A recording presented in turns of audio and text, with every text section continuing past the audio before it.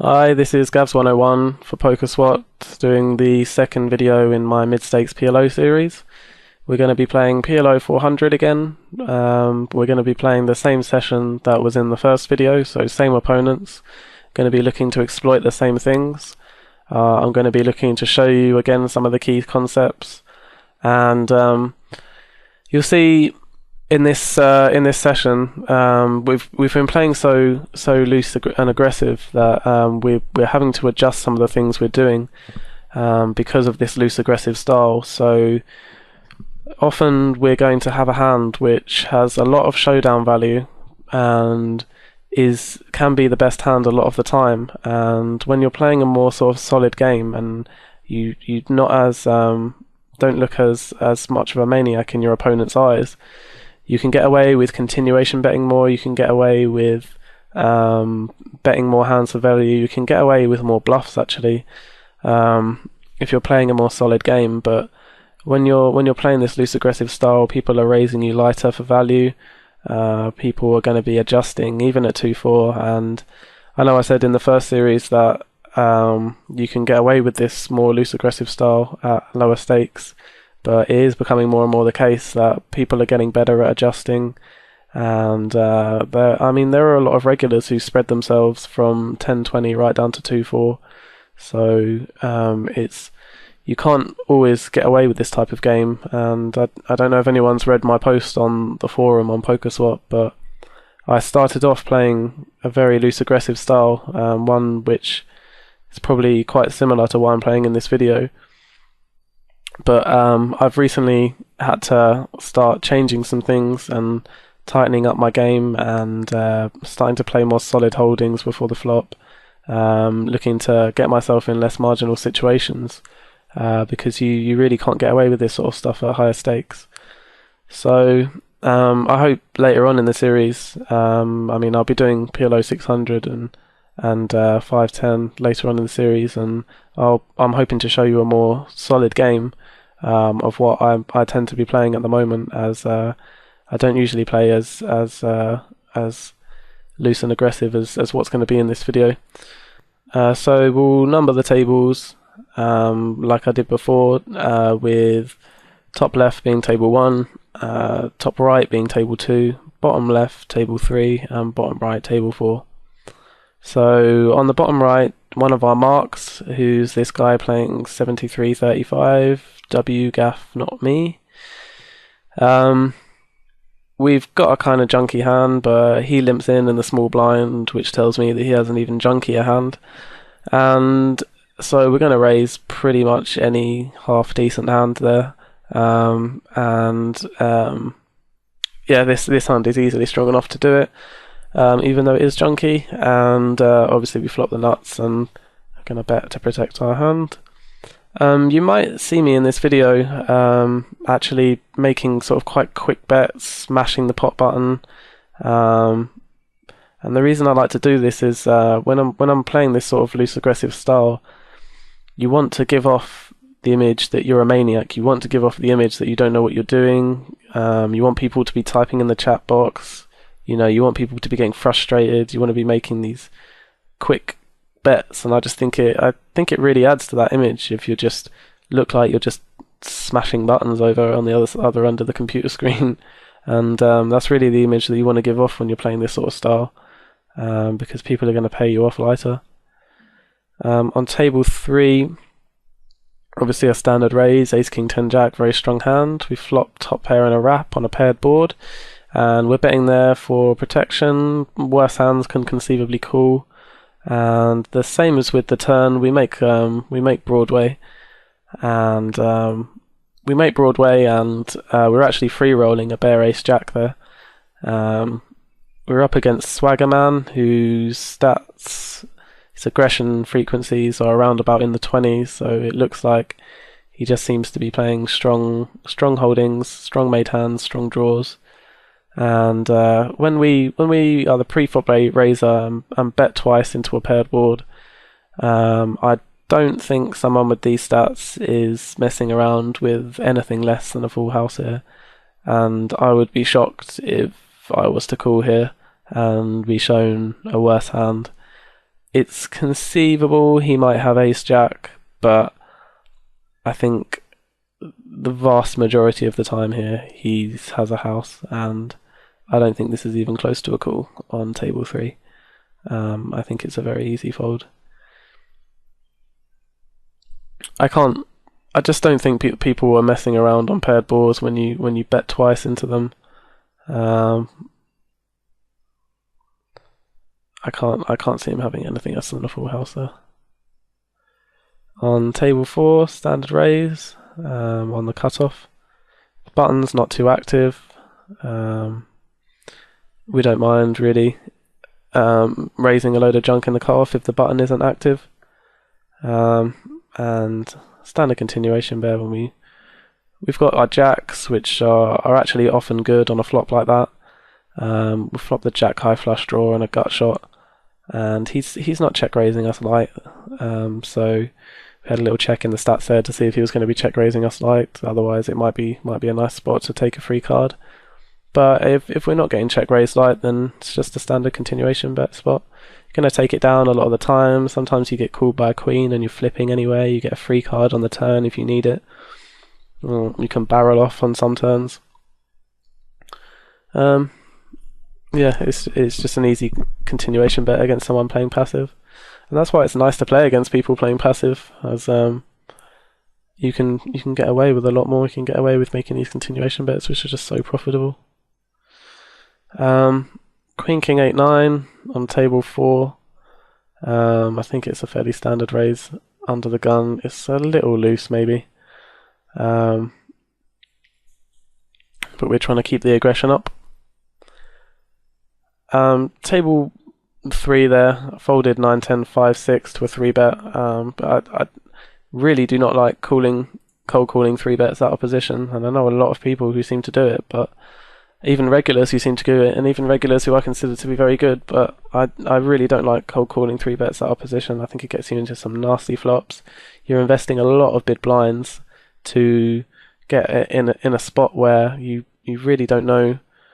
You really don't know where you are, because you're going to be out of position. You're up against strong holdings. It's not a situation where I want to invest a lot of money when I don't have any money invested in it at all, or very little money, just the blind money invested.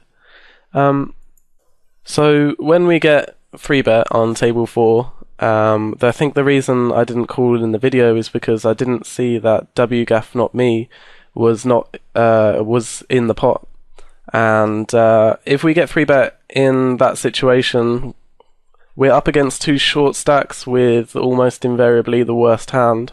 We don't know for sure that we're up against aces, because the 3-better has a 3-bet percentage of 7%, so it's not like we can just stack off when we hit anything that stacks aces. But when WGAF not me does call, we know he's loose, and we're 150 big blinds deep with him. We've got position on him, and a lot of the time the action will be checked to the 3-better, who will bet off the rest of his stack. He will call, and we can shove over the top on favourable flops such as this one. So it's not just the fact that we flop the nuts and redraw that makes me want to call. We should have been in this pot. Ace Queen 9-7 is actually a deceptively bad hand on table 1.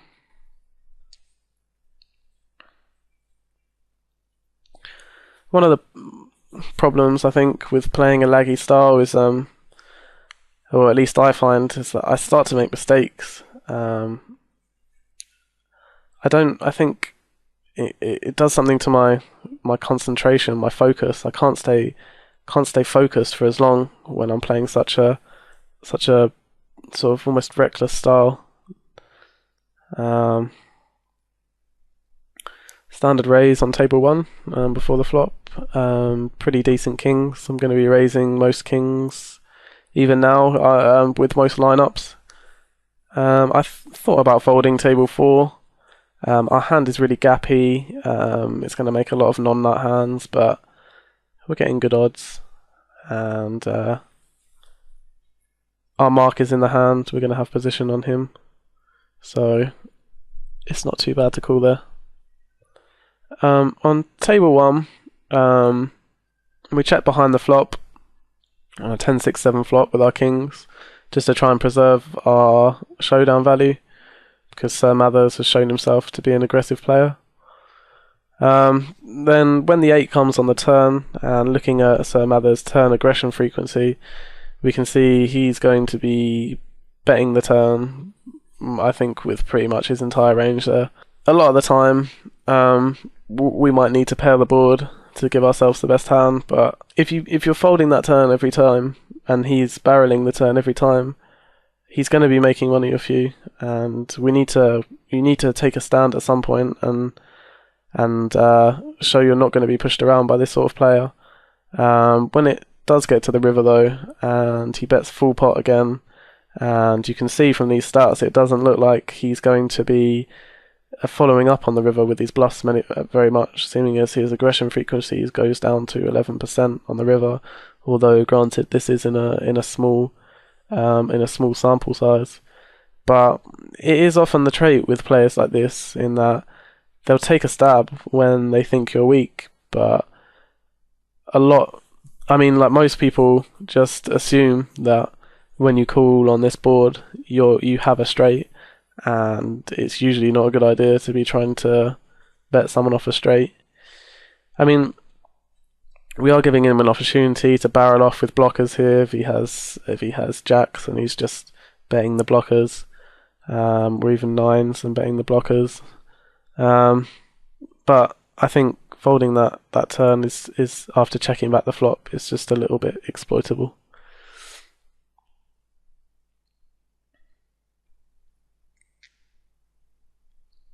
On table 2, if the ace was suited, I would call there, but with the unsuited ace, I think you can fold there. And the same actually goes for the top left. I think those hands look deceptively strong, but I don't like to play them really out of position unless I have the suited ace. Otherwise, you get yourself some really awkward flops to deal with when you've got the flush draw, but you don't know if your flush out's alive. You've got people still to act, and sometimes you just have to opt for the safer option of folding, and you're probably making some incorrect folds at some point. Table 2, double suited tens. I considered limping here, but I just want to isolate the weak player. This guy who's playing 60% of his hands here, so that's the reason why I raise. But it doesn't really work out for us, as this guy who's a very solid regular calls us in the big blind. On table 4, our mark raises. We 3-bet with this hand, which again is actually deceptively weak with the gap between the king and the jack. It actually makes this hand a lot weaker than it looks, and the fact that we only have a jack high flush draw doesn't really help. Makes it actually a lot stronger if we have the king suited rather than the jack. And also if the king was a queen, it would be a lot stronger. But at the end of the day, we just want to isolate our mark in position with a hand that doesn't do well multi-way. It doesn't do too bad heads up, and as long as we have position on our mark, our actual hand strength doesn't matter too much. And on table 3 here is a perfect example of adjusting my pre-flop play to the opponents on the table. As we mentioned before, Morris is the regular. He's a good regular, he's an aggressive regular, and he's shown that he will be 3-betting us a lot in position. So this is the sort of hand which I would open with a weak cutoff. A weak button who's not going to be 3-betting us or floating us, calling us before the flop and then floating us on flops, and generally making our life a misery with this weak hand when we have to play out of position. So it's a perfect example of having to fold just because of the table conditions here.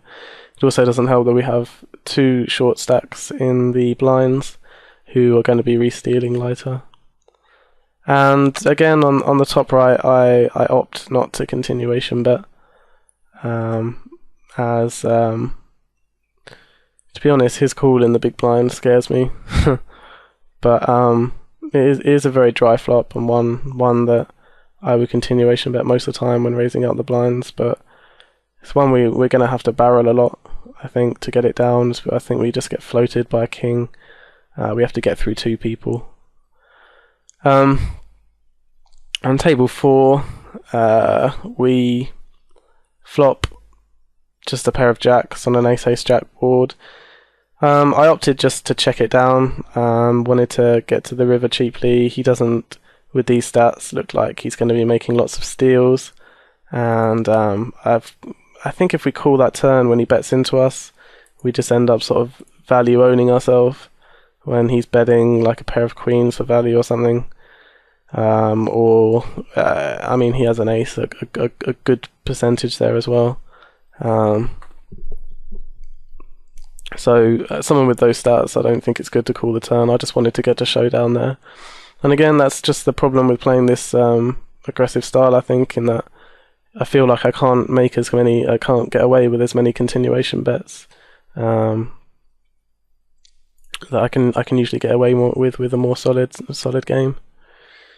On the table 2, Morris is going to be isolating.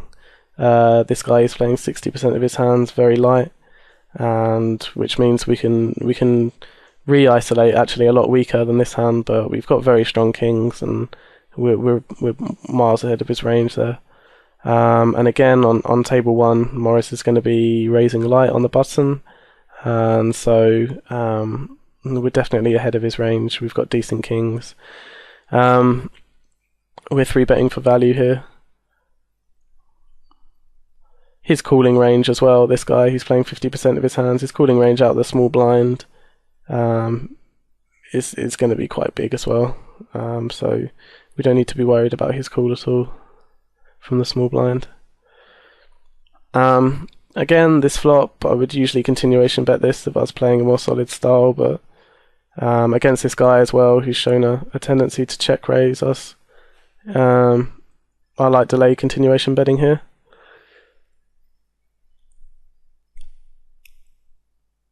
It's conceivable on the flop there that we would be check raised by hands which we're beating, but I feel uncomfortable stacking off 100 big blinds or over 100 big blinds there. Morris is 3-butters here on table 4, and I wouldn't be surprised if this is not exactly a tilty, but the fact that we've just 3-bet him on 2 different tables, I think is going to mean that he's 3-betting us lighter than normal. So I don't actually mind 4-betting there, but I elected to flat call at the time, and I was going for the check raise on the flop, as I think he bets worse regularly, and we've got the kings and the wrap, which means we're flipping against. Pretty much flipping, I think, against aces, and we're ahead. We're ahead of a lot of his. Well, we're ahead of his continuation betting range there. He likes to continuation bet. Morris. His continuation bet frequency is up in the 70s, or high 60s. So it's going to be profitable for us to check raise all in there with our fold equity and the strength of our hand. On table 2, there was 10-10, 8-6 there. I would raise that if the 8 and the 6 were slightly more connected to the 10s. But as it stands, we're under the gun, and we've got a very loose player on the button, so I elected to fold there. On table 3, we've got strong double-suited queens, and the raise is just a pot sweetening raise there. We don't really mind if the pot goes multi-way. We don't really want to blast it down to heads up. We're happy to go multi-way when we're out of position, or at least I think I'm more happy to go multi-way when I'm out of position.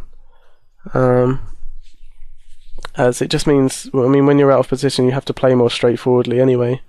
So it doesn't really matter if the pot's going to be multi-way if you're going to be playing more straightforwardly. Because multi-way plots play more straightforwardly anyway.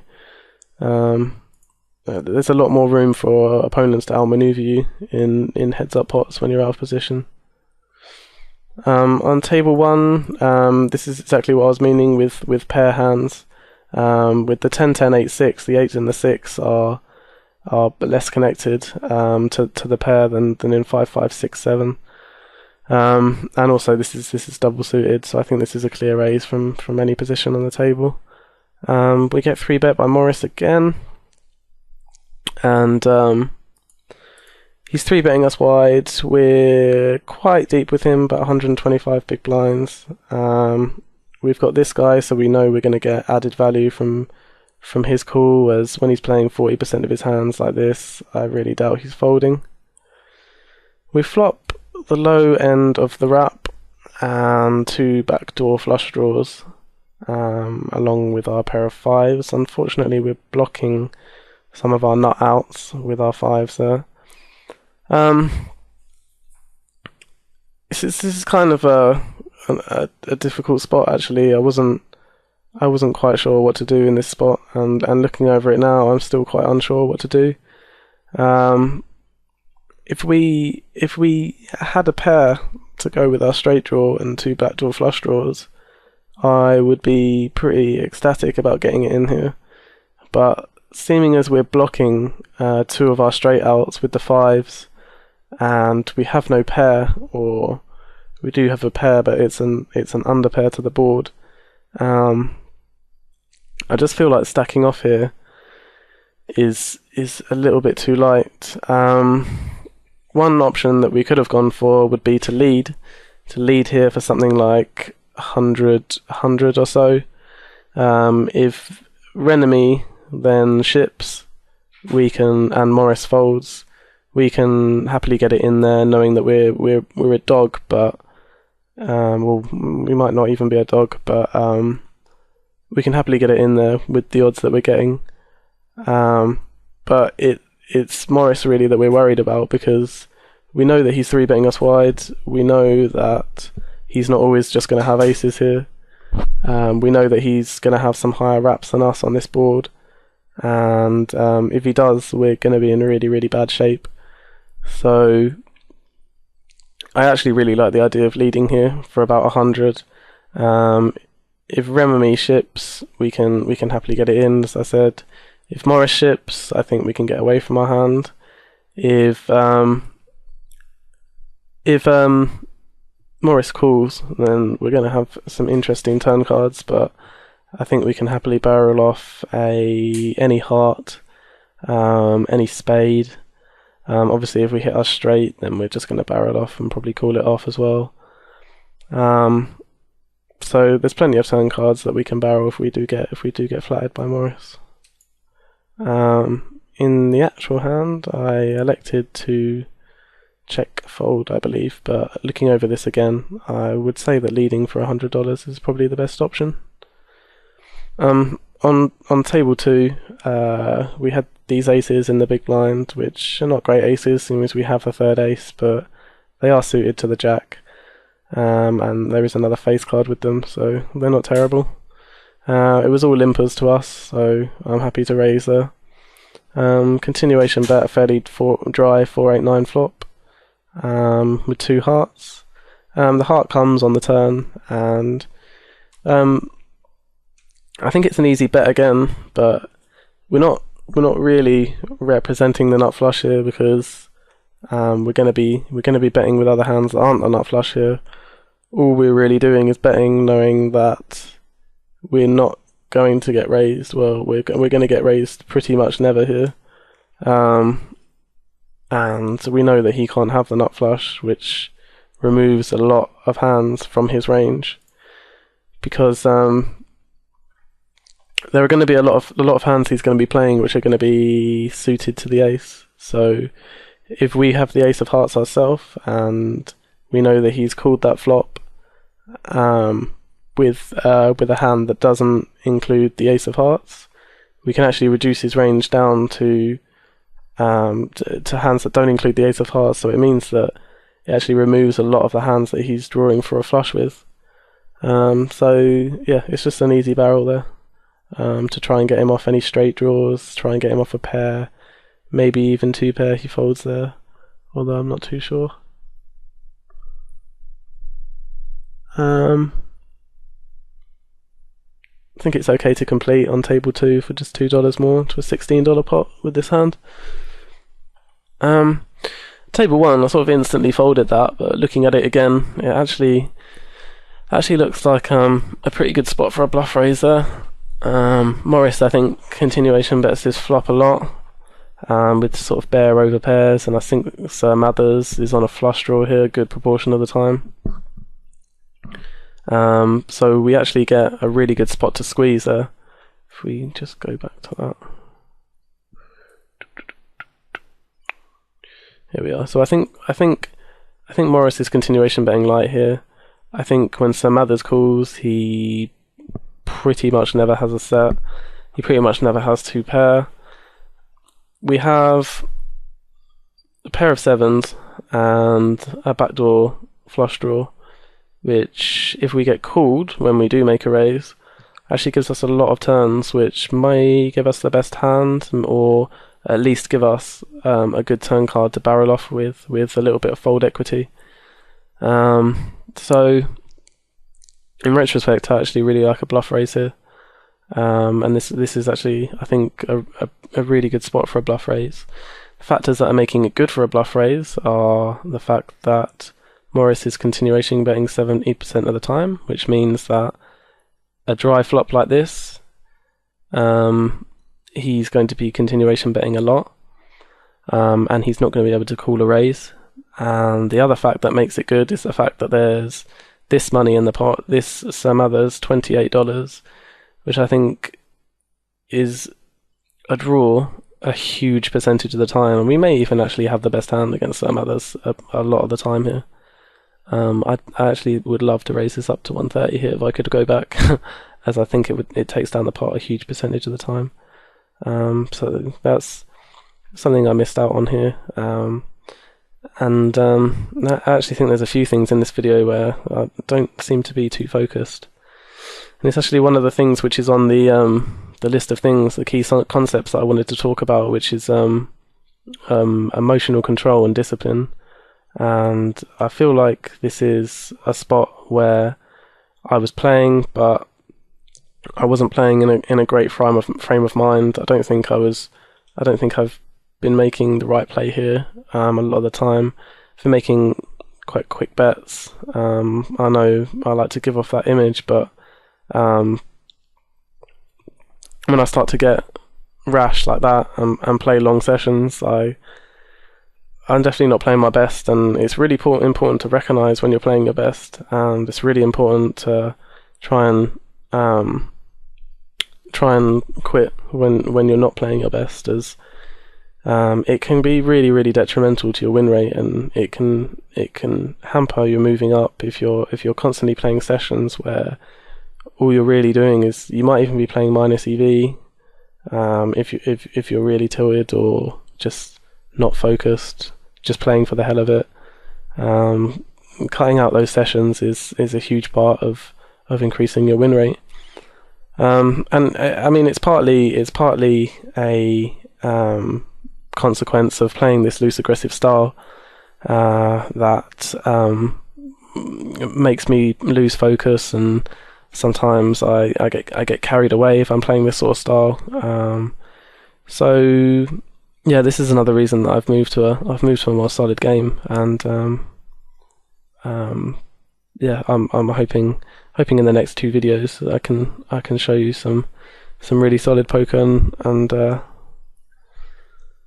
improve upon this session.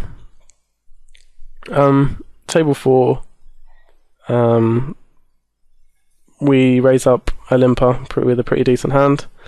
Flop 2 pair here, everyone in the hand is short stacked, and there's no point messing around. We just want to get the money in as quick as possible. 10-8, 5-7, kind of gappy, bad hand, but we're going to isolate him with pretty much any 4 cards that are half decent.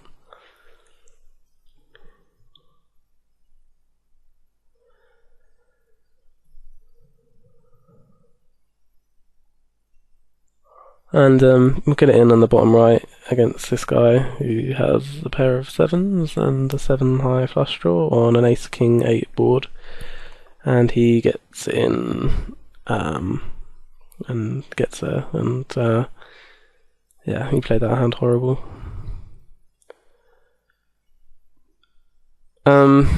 Checked behind the flop on table 2. We turn a massive wrap and a flush draw, which we don't know is going to be good, but I mean we're pretty much getting the odds to call with our wrap anyway. And I don't think it's a good idea to try and bluff that river, because I don't think he folds an ace to us. You should be always very suspicious when a load of draws miss and someone's made a pot size bet and they check to you on the river. You should always be very suspicious. There's a lot of spots in PLO where they're just awful bluffing spots, and you need to recognise these. You need to make sure you're not falling into the trap of betting in these horrible bluffing spots, because that would have been a horrible bluffing spot. If you look at that board, there's just so many draws that missed. I mean, I actually wouldn't even be surprised if we got snapped off by kings, if we did bet, because we're not really the only thing we're representing is ace king really, and I'm not sure if I even would value bet ace king on that river. So yeah, it doesn't make any sense for us to bet there, and I think a good player will probably snap off with kings there. You need to recognise those sort of bad situations to bluff at, because otherwise you are going to get caught far more than your fair share. I'm definitely going to isolate with kings, and you need to watch out, specifically in this situation where I think this is the third hand where someone's limped and we've raised in position.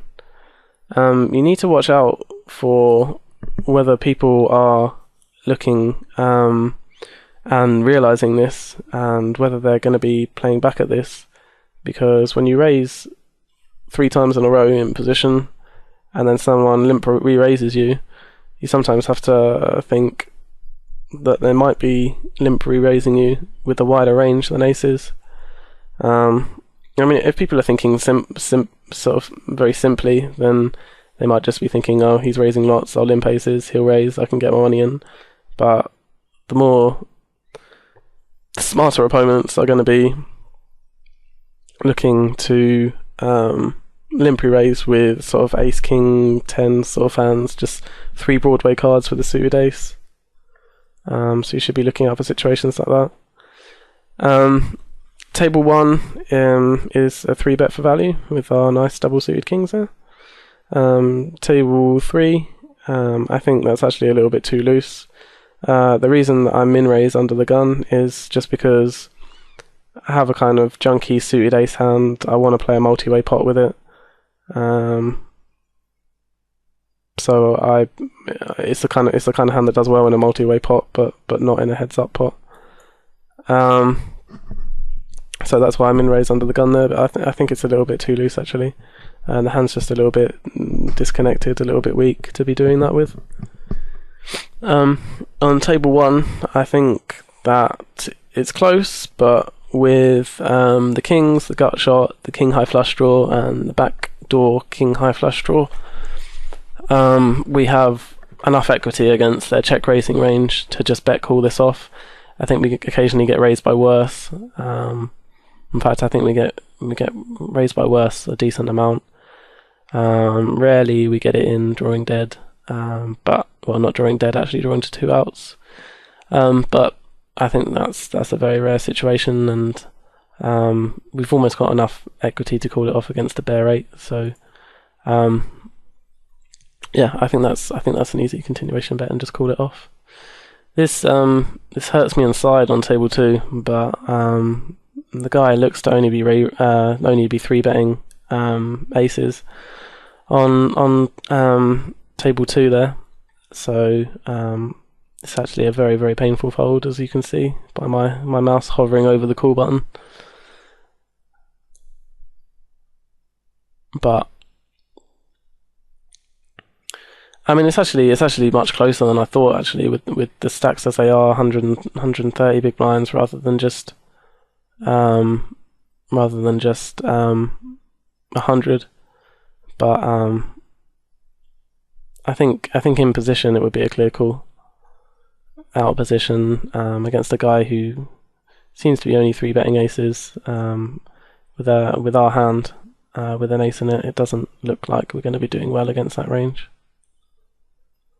On table 4 there, flop top 2, this guy leads pot into us, and we just float on the flop, hoping that he'll slow down on the turn. He doesn't slow down on the turn. I think he's got us beat there the majority of the time, and we don't have enough odds to call to fill up or hit our gut shot. So yeah, we also had the ace of hearts there, which means he's not betting the nut flush draw, which removes a load of semi-bluffing hands from his range. With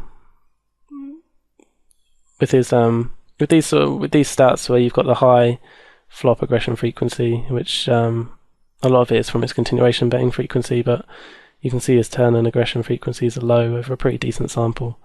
So I don't think he's barreling there with worse very often at all.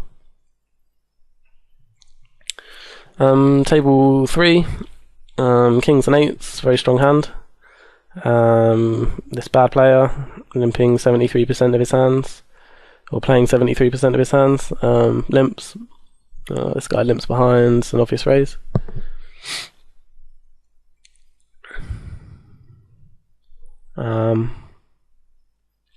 I like these double pair hands. It's useful to know that if you 3-bet someone with 100 big blind stacks, if you 3-bet them, if they raise pot and you 3-bet full pot, you still have the odds to call to outflop them if they 4-bet you, and you know they're only 4-betting you with aces, which is a useful thing to know. The short stacks there just prevents me from raising on table 1. Usually I would raise that. What prevents me from betting the blockers here is the fact that Bus DK is a very loose player, and he's going to be stacking off his pot size bet there very, very light. So I think I get snapped off too often to bet that flop. Once Bus DK checks again, I think he has a straight very, very, very, very rarely, and when this guy leads out, very weak bet, and we still have the blockers, we can represent a gut shot that didn't bet the flop. So I think our play is credible, and I don't think he's ever calling, or if he does, he's calling to hit a flush, and we can barrel off the river fairly comfortably here if the board doesn't pair and the flush doesn't come in. We raise up the limper here, some others with a kind of junky hand, and get called in the small blind, and then some others then 3-bets us. Limp raises us here, and usually I would be, without this caller here, I would be happily calling this 3-bet in position. But with this player in a multi-way pot, our hand is just too weak to play in a 3-bet pot in a multi-way pot with this guy still in. So it's an unfortunate fold there, and yeah, I just don't think that calling that 3-bet is going to be good. Without him in, I'm snap calling.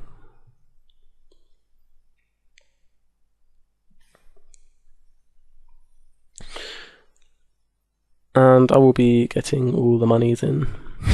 Pretty much always when I have kings and an overpair on any board which doesn't include a straight or flush or paired board, I'm pretty much getting the money in every time. It's just so difficult for you to be in bad shape. You dominate so many hands. If you even think you've got the slight smidge of fold equity, then you're doing really, really well. Yeah, I'm pretty much always getting my money in that situation. Again, the short stacks are preventing me from raising here. Usually I would be raising that hand on table 1. And table 2, I get 3-bet, and again this guy calls. I mean, I wouldn't actually be calling the 3-bet anyway from AA Taraxia. He's a solid reg. He's 3-betting 6%. He's only 3-betting premium hands there on the button, and our hand just doesn't fare well against his range. Without a suited ace really. That suited ace, I think it's closer, but we do have the dangler, the 6 as a dangler. So I don't like to defend there. So I think the action dries up a little bit, and so I'll bring up Hold'em Manager and analyze the session. Okay, so here's a review of the session. We ended up playing 34% of our hands and raising 27% of those hands with a 3-bet percentage of about 15%. Aggression factor of 5%. We managed to win $650, which is about a buy-in and a half or so, in 387 hands, so we obviously got into some good situations. We didn't run above EV. We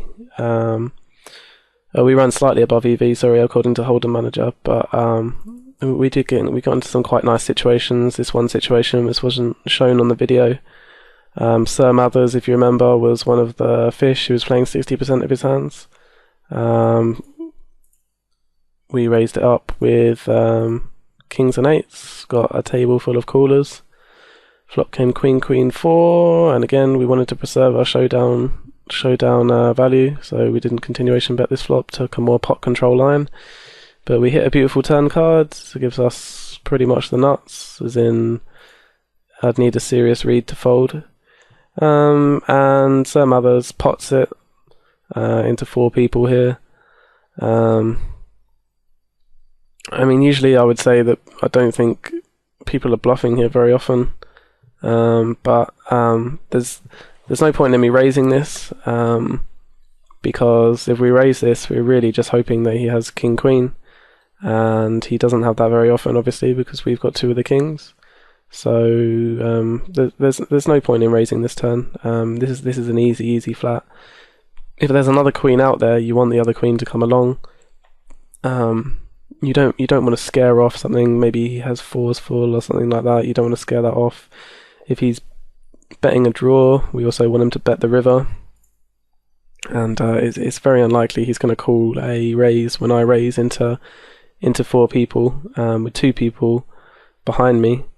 It looks ridiculously strong. I mean, even a flat call looks ridiculously strong, and he should know that. But he didn't seem to be particularly well versed, and we'd seen him do some rash things before. So yeah, this is just an easy flat, and he pots it on the river, and obviously we're not folding.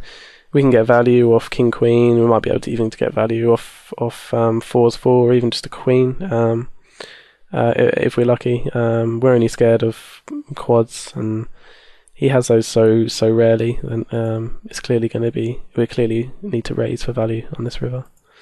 And he folded, which makes me think that he had to have had a draw that completely missed on the river.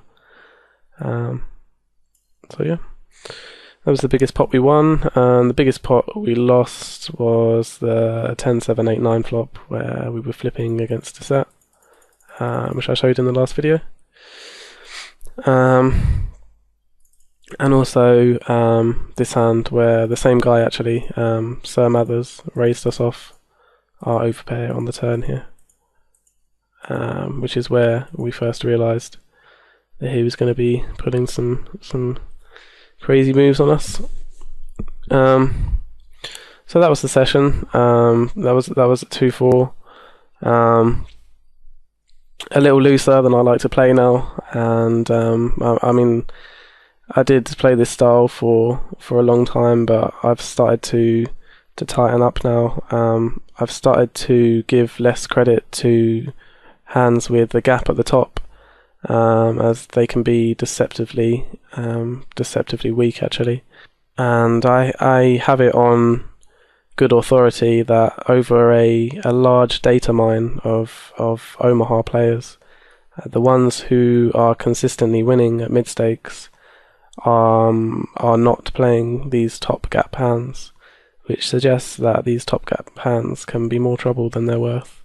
So it's something to take into consideration. Hands like Queen 10 9 7, where there's a gap between the top two cards, those hands are deceptively weak, and you're probably not doing any detriment to your game if you cut out these hands, and you might even find that your win rate's improving. And I have that on authority from someone who's got a large database of 3 or 4 million hands. So that's something to take into consideration for maybe plugging any leaks.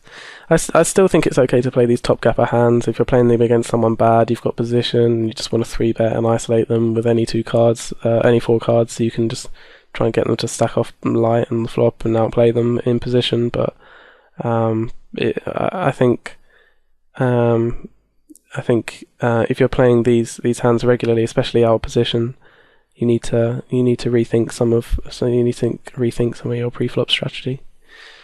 So that's it for now. I'll have 2 more. My next 2 videos will be PLO 600, and then I'll be doing 2 videos at 510 after that, and I'll be looking to show you hopefully a more solid game, because this sort of laggy play you don't get very far at higher stakes when people start adjusting 2 more. Okay, so that's it.